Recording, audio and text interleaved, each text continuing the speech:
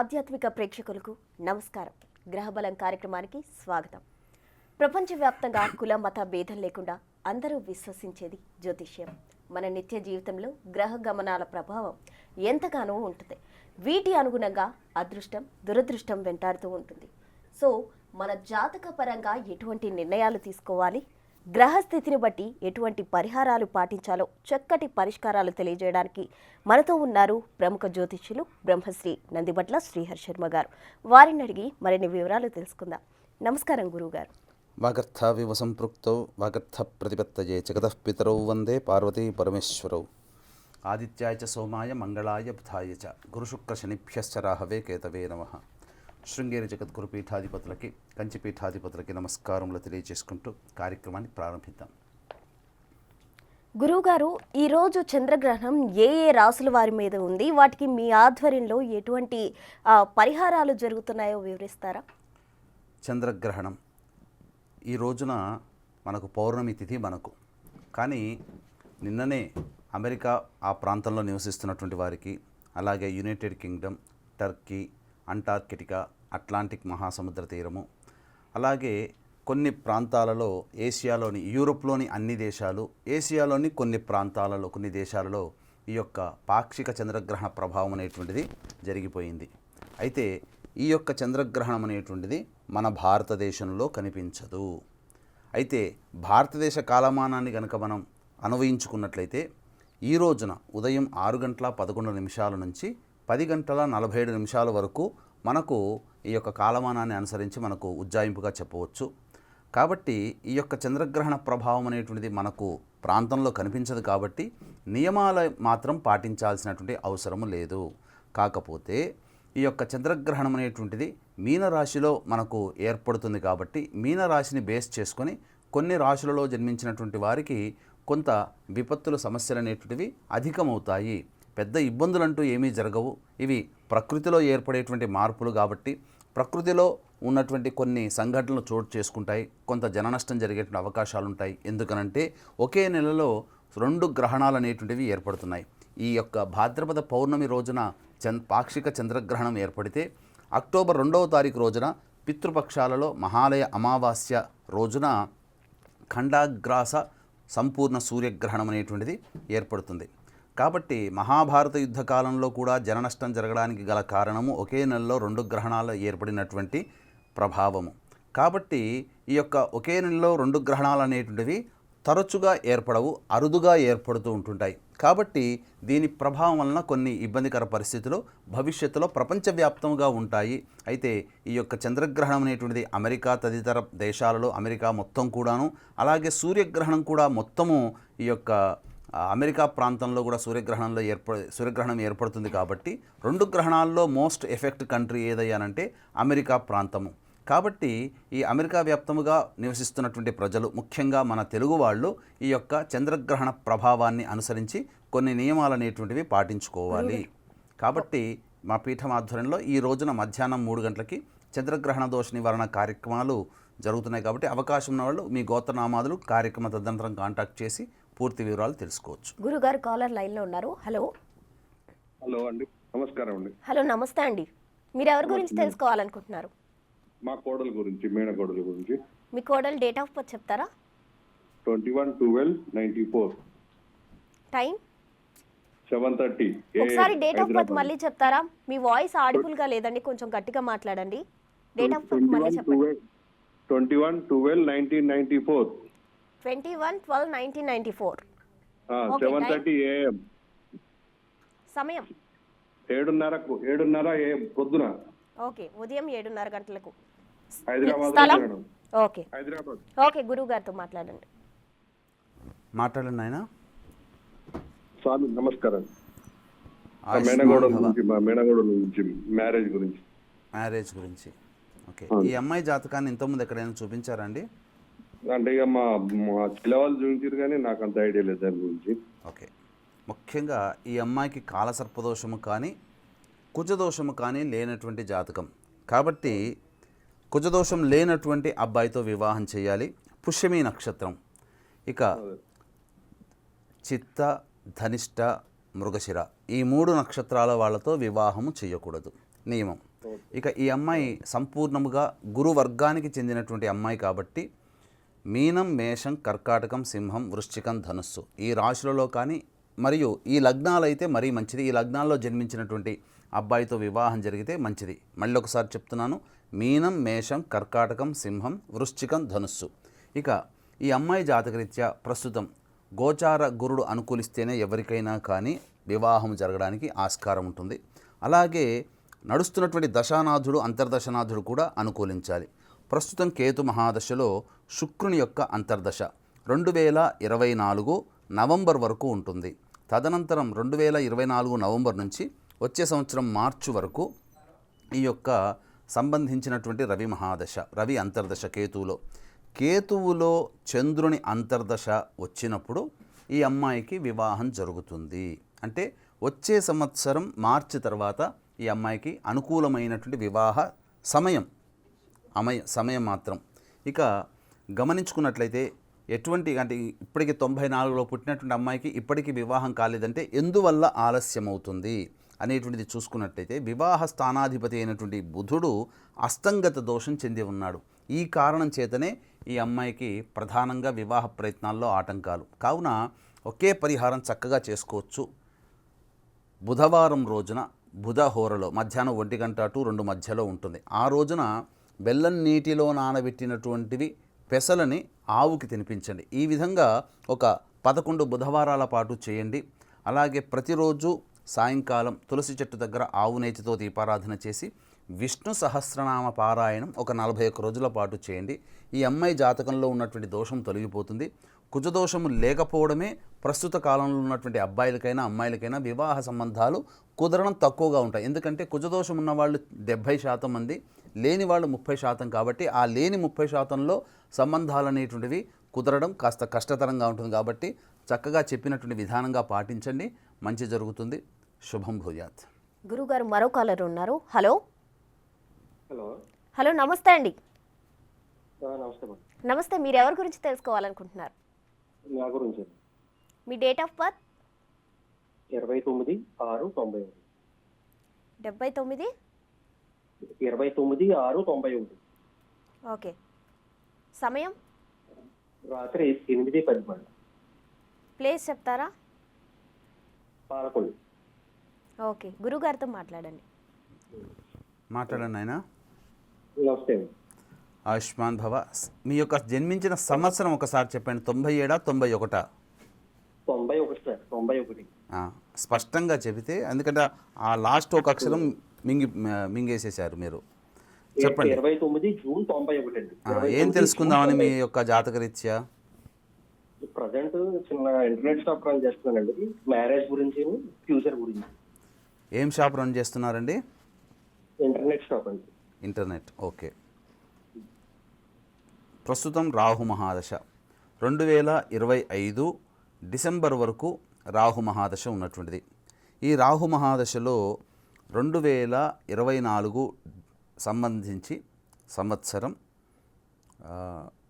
December నుంచి వచ్చే సంవత్సరం డిసెంబర్ వరకు, అంటే ఉజ్జాయింపుగా 2025. కాబట్టి ఈ 2025వ సంవత్సరంలో మీకు వివాహం జరుగుతుంది. ఇప్పుడు వివాహం జరగడానికి ఈ సమయం అనుకూలంగా లేదు. కాబట్టి అనుకూలంగా లేదు కాబట్టి ప్రయత్నాలు మానమంటారంటే ప్రయత్నాలు చేయాలి. ఆ సమయానికి వచ్చే సంవత్సరం జనవరి నుంచి డిసెంబర్ లోపల, వచ్చే సంవత్సరం డిసెంబర్ లోపల వివాహం జరిగే అవకాశం ఉంటుంది. అయితే మకర రాశి, మకర లగ్నం జన్మించినటువంటి మీరు కాబట్టి ఇక్కడ ప్రధానంగా వివాహానికి సంబంధించి చూసుకున్నట్లయితే జన్మించినటువంటి లగ్నానికి అవయోగకారకుడు గురువు. పైగా శుక్రకుజుల కలయిక మీ యొక్క వివాహ స్థానంలో, జాతకంలో ఉండడం, పంచమాధిపతి వివాహ స్థానంలో ఉండడం, ఇవన్నీ కూడా ఒక క్లమ్జీ వాతావరణాన్ని మీ యొక్క వివాహ నిశ్చయంలో కలగజేశాయి. కాబట్టి నిర్ణయం తీసుకోలేకపోవడం ప్రధానంగా. గురువు ఉచ్చస్థితి అయినప్పటికీ కూడా గురువు జన్మించిన లగ్నానికి అవయోగాన్ని ఇచ్చేటువంటి గ్రహము. కాబట్టి ఇక్కడ ఏం చేయాలి? మీరు ప్రధానంగా గురు అనుగ్రహం పొందాలి. అలాగే వివాహానికంటే ముందు, ఎందుకంటే సెకండ్ ఒపీనియన్కి వివాహ తదనంతరం వెళ్ళేటువంటి జాతకం కాబట్టి వివాహానికంటే ముందు ఒకసారి కదలే వివాహం అనేటువంటిది జరిపించండి.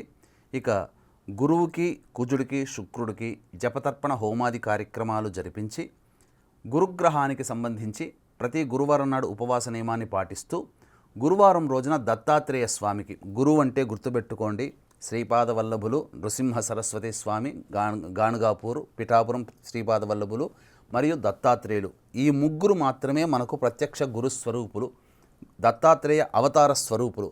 మిగతా వాళ్ళంతా కూడా గురు అంశలో పుట్టారు. మనం ఏం చేస్తున్నామంటే మనకు తెలిసినటువంటి ముఖ్యమంత్రిని వదులుకొని ఆ ముఖ్యమంత్రి కింద పనిచేసే పిఎని పట్టుకుంటాం. అంటే ఏంటి, సెక్యూరిటీని పట్టుకుంటున్నాం. కాబట్టి మనకు అంత ఉపయోగం లేదు. మనకు బాగా తెలిసినటువంటి వ్యక్తే సీఎం అయినప్పుడు మనం అన్ని పనులు మనం చెప్పి చేయించుకోవచ్చు, అతన్ని ప్రాధేయపడవచ్చు. డైరెక్ట్ యాక్సెస్ మనకు ఉన్నప్పుడు పోయి కింద అక్కడ గేట్ దగ్గర ఉండే వాచ్మెన్ తరహా లాంటి వ్యక్తిని మనం పట్టుకుంటే, ఈనాడు చేస్తున్న మానవులు చేసిన తప్పులు అన్నీ ఏంటంటే బాబాల చుట్టూ తిరుగుతూ ఉన్నారు. బాబాలు మానవ స్వరూపులు, మానవ దేహాన్ని పొందినటువంటి అంశలు మాత్రమే. అంశను పట్టుకొని మనం ప్రాకులాడుతున్నాం, అసలైన దైవాన్ని వదిలేస్తున్నాం. కాబట్టి ఈ యొక్క దత్తాత్రేయ స్వరూపం అంటే దత్తాత్రేయుణ్ణే ఆరాధించండి తప్ప, దత్తాంశ కాబట్టి దేవుడి స్వరూపమే అని చెప్పి, ఆయన కూడా అన్ని దేవతల స్వరూపం అని చెప్పి ఇప్పుడు బాబాల చుట్టూ తిరుగుతున్నారు. చాలామంది చేసే తప్పది. కాబట్టి ధర్మాన్ని మనం పాటించండి.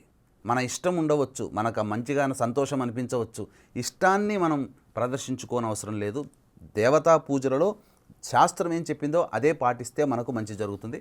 కాబట్టి గురువారం రోజున మీరు అనాథాశ్రమంలో కానీ వృద్ధాశ్రమంలో కానీ ఏదైనా పదార్థాలు పంచిపెట్టండి.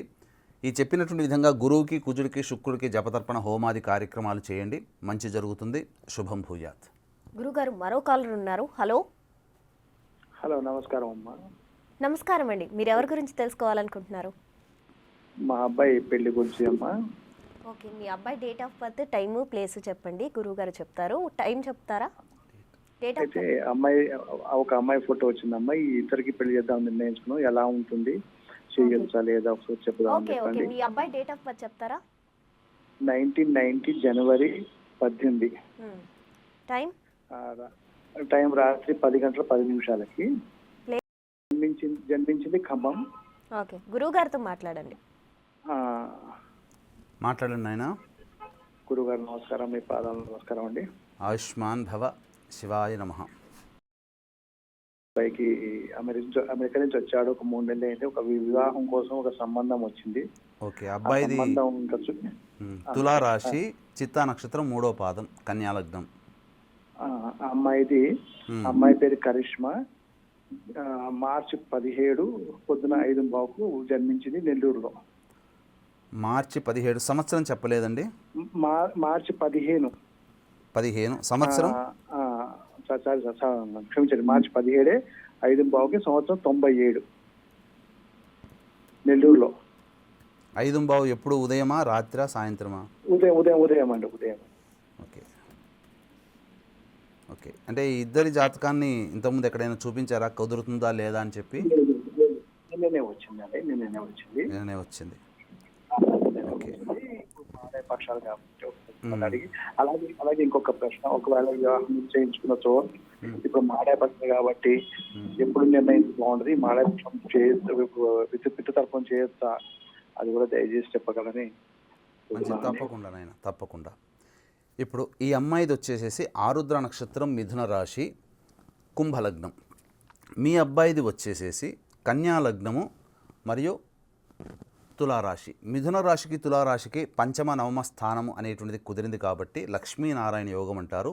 కన్యా లగ్నము, కుంభలగ్నమైన షష్టాష్టకాలైనా ఇవి ప్రీతి షష్టాష్టకాలు. జ్యోతిష శాస్త్రం ఎప్పుడు కూడా ఖచ్చితంగా కుదురుతుంది, కుదరదు అని చెప్పదు. ఎందుకనంటే చాలా మటుకు అనేక సందర్భాల్లో బాగా తరిచి చూసుకొని ఇక కుదరదు అనే పక్షంలో లాస్ట్ పాయింట్లో మాత్రమే కుదరదని చెప్తుంది.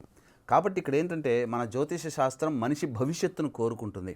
ఇప్పుడు మీరు ఒక బాధ్యత గల తండ్రిగా ఇద్దరి date of birth, time, place అనేటువంటిది మీరు ఇవ్వడం జరిగింది. ఎందుకంటే అప్రిషియేట్ చేయొచ్చు. ప్రస్తుత కాలంలో పాయింట్లు పట్టుకొని 36 పాయింట్కి 30 పాయింట్లు వచ్చాయి, కుదిరింది పోండి అని చెప్తే మిగతా లోపాలు ఉన్నాయా లేవా ఎలా తెలుస్తుంది? కాబట్టి సమయం సందర్భం వచ్చినప్పుడు మన బిగ్ టీవీ ఆధ్యాత్మిక ప్రేక్షకులకి మీ తరపున ఏంటనంటే అందరికీ తెలియచేసేటువంటిది ఏంటంటే ఇద్దరి డేటు, టైము, ప్లేసులు ఉంచుకొని కుదిరిందా లేదా అని చూసుకోవాలి. మీ దగ్గరలోని మంచి ఉపాసనా పరులైనటువంటి జ్యోతిషుల్ని సంప్రదించవచ్చు. ఇక విషయానికి వచ్చినట్లయితే అమ్మాయి జాతకరీత్యా ప్రధానంగా అబ్బాయికి వచ్చేసేసరికి కుజదోషము లేనటువంటి జాతకం. ఇప్పుడు జనవరి 18, 1990 10:10 ఉదయం రాత్రిపూట. ఈ అమ్మాయిది వచ్చేసి మార్చి 17, 1997 నెల్లూరు ఉదయం 5:15 ఉదయం కరెక్టేనండి? రండి. ఉదయమే. కాకపోతే ఇక్కడ ఉదయమేనండి. ఈ అమ్మాయి జాతకంలో మాంగళ్య స్థానము అంటే అష్టమ స్థానం స్త్రీకి ఎవరికైనా, అందులో అక్కడ కుజ రాహుల యొక్క కలయిక ప్రధానంగా. పైగా అష్టమ స్థానం ఏం చెబుతుంది? సౌభాగ్య స్థానము, మాంగళ్య స్థానము. అయితే ఇక్కడ ఏంటనంటే అమ్మాయి జాతకంలో అష్టమంలో కుజరాహులు ఉన్నప్పటికీ జీవకారకుడైనటువంటి గురువు చేత ఈ అమ్మాయి జాతకంలో వీక్షణ చేయబడుతున్నాడు కుజ గురువులు. కాబట్టి అది పరిహారంలో భంగమైపోయింది. అంటే ఈ అమ్మాయికి అష్టమ స్థానంలో కుజరాహులున్నా ఈ అమ్మాయికి కుజదోషం అనేటువంటిది ఆపాదించదు. కారణం ఏంటంటే గుర్తుపెట్టుకోండి, కేవలం ఒక గ్లాన్స్గా గుడ్డిగా అష్టమంలో కుజుడు అనగానే కుజదోషం అని చెప్పడానికి లేదు. ఆ కుజుడు వక్రీకరించి ఉండి సప్తమ స్థాన భావం మీద ఎక్కువగా వెళుతున్నాడు. పైగా జీవకారకుడైనటువంటి గురువు చేత చూడబడుతున్నాడు. ఈ అమ్మాయి జాతకంలో అట్టి కుజుని యొక్క అనగా అష్టమంలో ఉన్నటువంటి రాహు యొక్క దశ చిన్నప్పుడే కంప్లీట్ అయిపోయింది. అష్టమ రాహు అనేటువంటి వాడు ఇబ్బంది పెట్టడు జీవితంలో. ఇక నడుస్తున్నటువంటి ఈ యొక్క దశలో కుజ మహాదశ ఎప్పుడు వస్తుంది? ఈ అమ్మాయికి 2100 సంవత్సరంలో వస్తుంది. ఈ అమ్మాయికి 2100 సంవత్సరాలు అంటే 103 సంవత్సరాలు ఈ అమ్మాయికి జీవించి ఉంటే అప్పుడు కుజదశ వస్తుంది. అప్పుడు ఈ అమ్మాయికి మాంగళ్య దోషం. కాబట్టి ఇక్కడ రాహువు కుజుడు అష్టమ స్థానంలో ఉన్న జన్మించినప్పుడే రాహు మహాదశ 2005కే అయిపోయింది. 2100 సంవత్సరంలో కుజ మహాదశ వస్తుంది. కాబట్టి ఈ అమ్మాయిని నిరభ్యంతరంగా మీరు వివాహము మీ కోడలిగా చేసుకోవచ్చు, తప్పులేదు. ఈ అమ్మాయి జాతకంలో పితృదోషం ఉంది. కాబట్టి ఈ పితృదోషానికి సంబంధించి మీ అబ్బాయి జాతకంలో కూడా పితృదోషం ఉంది. కాబట్టి వివాహానికంటే ముందు చేసుకోవాలనుకున్నప్పుడు ముందుగా పితృదోష పరిహారం చేయాలి ఖచ్చితంగా. ఇక పితృపక్షాలలో ముహూర్తాలు పెట్టుకోకూడదు. కాబట్టి మీరేం చేస్తారంటే పితృపక్షాలలో మీ తల్లిదండ్రులు చనిపోయినటువంటి తిథి రోజున తర్పణాది కార్యక్రమాల కంటే పిండ ప్రదానము జరిపించుకోండి, తర్వాత తర్పణము జరిపించుకోండి. స్వయంపాక దానం యజ్ఞోపవీతం ఉన్నటువంటి కుటుంబంలోనైతే మీరు ఖచ్చితంగా సశాస్త్రీయంగా ఇంట్లో అన్నప్రసాదంతో పిండ ప్రదానం చేసుకోవచ్చు, భోక్తల్ని చేసుకోవచ్చు. లేని పక్షంలో బ్రాహ్మణుని పిలిపించుకొని బియ్యపిండితో పిండ ప్రదానం జరిపించి నువ్వుల నీళ్లతో తర్పణాలు వదిలి అలాగే స్వయంపాక దానము మరియు తగు దక్షిణ వస్త్రము బ్రాహ్మడికి దానం ఇచ్చినట్లయితే పితృదేవతల ఆశీర్వచనం ఉంటుంది. నిరభ్యంతరంగా వివాహం చేసుకోవచ్చు. కాకపోతే మీ యొక్క జాతకంలో మరియు అమ్మాయి జాతకంలో పితృదోషాలు ఉన్నాయి కాబట్టి ఇరువురు కూడా పితృదోష పరిహారాలు అనేటువంటివి చేసుకోండి. మీకు నమ్మకం ఉంటే చక్కగా మన పీఠం ఆధ్వర్యంలో ఈ నెల 25 మరియు 30 తారీఖులో పితృదోషం చేయిస్తున్న నివారణ పూజలు తరచూ జరుగుతూ ఉంటుంటాయి. ముక్కు మొహం తెలవని వాళ్ళకి ఫోన్లు చేసి ఆ విధంగా వెళ్ళిపోయి మీరు నష్టపోకండి. కానీ జాతకం కుదిరింది, చేసుకోవచ్చు. అష్టమ కుజ రాహులు అనే బెంగ మీరు పెట్టుకోకండి. ఆ దోషం ఈ అమ్మాయి జాతకంలో లేదు. ఇంకా మీకేమైనా ఉంటే కనుక ఆ యొక్క చిన్నపాటి సందేహం ఉంటే సుబ్రహ్మణ్య స్వామికి మూలమంత్ర జపము 1,00,000, కుజుడికి రాహుకి మూలమంత్ర జపము 1,00,000, తర్వాత అమ్మాయికి ఈ యొక్క సంబంధానికి చేసుకోవడానికంటే ముందు కదలి వివాహం అనేటువంటిది అమ్మాయి తరపు వాళ్ళు చేయించుకొని మీరు ఈ యొక్క సంబంధించినటువంటి వివాహ ప్రయత్నం మొదలుపెట్టవచ్చు. ఎప్పటి పరిస్థితుల్లో ఈ అమ్మాయే మనకు కావాలి అనుకొని నిశ్చయం చేసుకుంటే ఈ పరిహారాలు పాటించుకుంటే సంపూర్ణమైన దోషము అనేటువంటిది తొలగిపోతుంది. ఇంకా మీకేమైనా ఇందులో మీకు ఏదన్నా అర్థం కాకపోతే ఈ కార్యక్రమం మళ్ళీ మన వాళ్ళు యూట్యూబ్లో పెడతారు, మన బిగ్ టీవీ యాజమాన్యం వాళ్ళు. బిగ్ టీవీ యూట్యూబ్లో కూడా మీరు సెర్చ్ చేసుకొని పూర్తిగా వినవచ్చు. గురుగారు మరో కాలర్ ఉన్నారు. హలో హలో, నమస్తే బ్రహ్మానందరావు గారు. సార్ గురువు గారికి నమస్కారం అండి. మీకు మీరు ఎవరి గురించి తెలుసుకోవాలనుకుంటున్నారు? మనవుడుదండి. మీ మనవుడి date of birth, time, place చెప్పండి. 16 నవంబరు 2010 5:30 గంటలకు సాయంకాలం. ఎలా ఉంది ఏంటి ఎడ్యుకేషన్ ఎలాగుందో కొద్దిగా చెప్తారా? స్థలం విశాఖపట్నం, గాజువాక. ఓకే, గురుగారితో మాట్లాడండి. మాట్లాడండి నాయన. గురుగారికి నమస్కారం అండి. ఆయుష్మాన్ భవ, శివాయ నమః. చెప్పండి ఆయన. మనవుడిది 16 నవంబర్ 2010 సాయంకాలం 5:30 గంటలకు చెప్పారు. ఏం తెలుసుకుందామని అబ్బాయి మీ మనవడి గురించి? అదే ఎడ్యుకేషన్ ఎలాగుంది, ఫ్యూచర్ ఎలాగుందని కొద్దిగా తిక్కగా ప్రవర్తిస్తున్నాడు. అంటే ప్రస్తుతం ఏంటంటే శని మహాదశ, జన్మించిన లగ్నానికి యోగకారకుడు. శని మహాదశ పంచమ స్థానంలో ఉండడం ఏమవుతుంది, ఇక్కడ ఫికిల్ మైండ్ అనేటువంటిది ఏర్పడుతుంది. అంటే ఒక దాని మీద కుదురుగా ఉండకపోవడం అనేటువంటిది ఈ అబ్బాయి జాతకరీత్యా. పైగా ఈ శని మహాదశ యోగకారకుడే, కానీ ఇక్కడ ఏంటనంటే ప్రస్తుతం శని మహాదశలో రవి అంతర్దశ, విద్యాస్థానాధిపతి అయినటువంటి రవి అంతర్దశ జరుగుతుంది. ఇక ఇట్టి శని భగవానుడు ప్రధానంగా చూసుకుంటే చంద్రుడి నక్షత్రంలో ఉండడం, ప్రధానంగా చంద్రుని చేత చూడబడడం. ఇక్కడ శని భగవానుడు కొంత అవయోగాన్ని కలగజేసి, ఎందుకంటే జన్మించిన లగ్నానికి చంద్రుడు యోగకరుడు కాదు. కాబట్టి 2030 అస్థిరమైనటువంటి స్థితి ఈ అబ్బాయి జాతకరీత్యా ఉంది.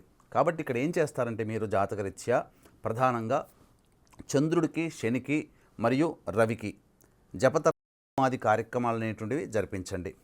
ఇక ప్రధానంగా చూసుకుంటే ఈ అబ్బాయి జాతకరీత్యా మంచిగా ఉంది. చంద్రాత్తు విద్యాస్థానంలో కేతు ప్రభావం. కాబట్టి ఏం చేస్తారనంటే ప్రతిరోజు గరికతో గణపతికి అష్టోత్తర పూజ ఈ అబ్బాయి చేత దగ్గరుండి కూర్చోబెట్టి చేయించండి. మారాం చేసి నేను చెయ్యను అన్నా కానీ ఈ అబ్బాయి చేత ఒక పావు గంట దైవానికి, గణపతి దైవానికి కేటాయించమని చెప్పండి. ఈ విధంగా మీరు ఒక 108 రోజుల పాటు చేయండి. ఈ అబ్బాయిలో ప్రవర్తనలో చాలా మార్పు వస్తుంది. మీరు ఏదైతే ఒక తాతగా మీరు బాధపడుతున్నారో ఆ బాధకి మీకు పరిష్కారం దొరుకుతుంది. తప్పకుండా దైవం అనుగ్రహిస్తుంది. శుభం భూయాత్. రైట్ గురువుగారు, ఇంతకుముందు మీరు చెప్తూ ఉన్నారు మీ ఆధ్వర్యంలో జరుగుతున్న పరిహారాలు ఏ విధంగా చేయాలని, కంటిన్యూ చేస్తారా? ఈ యొక్క సంబంధించినటువంటి ఈరోజు చంద్రగ్రహణం అనేటువంటిది మనకు భారతదేశంలో లేనప్పటికీ చంద్రగ్రహణ ప్రభావం అనేటువంటిది ఈ యొక్క కుంభమీన మేష మిథున కర్కాటక కన్య వృశ్చిక రాశులలో జన్మించినటువంటి వారికి ఈ యొక్క దోష ప్రభావం ఉంటుంది. దీనివల్ల ఏమవుతుంది, ఇప్పుడు ఈ చెప్పినటువంటి రాశుల్లో జన్మించినటువంటి వారు సమస్యలు ఎదుర్కొంటున్నప్పుడు ఆ సమస్యలు అధికంగా ఉంటాయి. ఇప్పుడు మనకు లేని దానికి నియమాలు పాటించాల్సిన అవసరం లేదు. జనాలు చాలా కన్ఫ్యూజన్లో ఉన్నారు, వీక్షించేటువంటి ప్రేక్షకులు కూడా. లేని దానికి మనం ఎందుకు పాటించాలి అని చెప్పి ఇక్కడ ప్రధానంగా మీరు గమనించాల్సింది ఏంటంటే నియమాలు పాటించాల్సిన అవసరం లేదు, గర్భిణీ స్త్రీలు చూడాల్సిన అవసరం లేదు, ఇవన్నీ మనకేం పాటింపు లేదు. కానీ ఈ యొక్క గ్రహణ ప్రభావం ప్రపంచవ్యాప్తంగా కొన్ని రాశులలో జన్మించినటువంటి వాళ్ళకి సమస్యలు కొంత అధికమవుతాయి. ఇప్పుడు మూలిగే నక్క మీద తాటిపండు పడ్డట్టు సమస్యలు మనం అనుభవిస్తున్నప్పుడు ఇంకా ఈ గ్రహణ ప్రభావం తోడైనప్పుడు ఏమవుతుందంటే మనం అనుకున్న లక్ష్యాన్ని చేరుకోవడానికి భగవంతుని యొక్క అనుగ్రహం తప్పకుండా కావాలి, అలాగే సహకారం కూడా కావాలి. కాబట్టి ఇవన్నీ మనకు దైవం మానుష రూపేణ, కాబట్టి మనుష్య రూపంలో మనకు సహాయ సహకారాలు అందాలంటే దైవానుగ్రహం కావాలి. కాబట్టి ఇట్టి దైవానుగ్రహం కోసం చంద్రగ్రహణ ప్రభావానికి గురైనటువంటి రాశులైనటువంటి కుంభ, మీన, మేష, మిథున, కర్కాటక, కన్య, వృశ్చిక రాశులలో జన్మించినటువంటి వారికి ఈ యొక్క గ్రహణ దోషం ఉంటుంది. కాబట్టి గ్రహణ దోష పరిహారార్థమై మన పీఠం ఆధ్వర్యంలో ఈరోజు మధ్యాహ్నం 3 గంటలకి ఈ యొక్క చంద్రగ్రహణ దోష నివారణ కార్యక్రమాలు మరియు వివాహం కావాల్సిన అబ్బాయిలకి, అమ్మాయిలకి మొత్తం అన్నీ కలిపి దాదాపుగా 18 రకాల హోమాదులు చేయించడం జరుగుతుంది. అవకాశం ఉన్న వాళ్ళు కార్యక్రమ తదనంతరం కాంటాక్ట్ చేసి పూర్తి వివరాలు తెలుసుకొని మీ గోత్రనామాదులు నమోదు చేసుకోవచ్చు. థ్యాంక్ యూ గురువుగారు, మా బిగ్ టీవీ ప్రేక్షకులకు చక్కటి పరిహారాలు తెలియజేశారు. సో చూసారు కదా వ్యూయర్స్, మీకు కనుక సమస్యలు ఉన్నట్లయితే స్క్రీన్పై స్క్రోల్ అవుతున్న నెంబర్స్కు కాల్ చేసి గురువుగారితో మాట్లాడొచ్చు. ఇది ఇవాల్టి గ్రహబల కార్యక్రమం. రేపటి కార్యక్రమంలో మళ్ళీ కలుసుకుందాం. అంతవరకు చూస్తూనే ఉండండి బిగ్ టీవీ.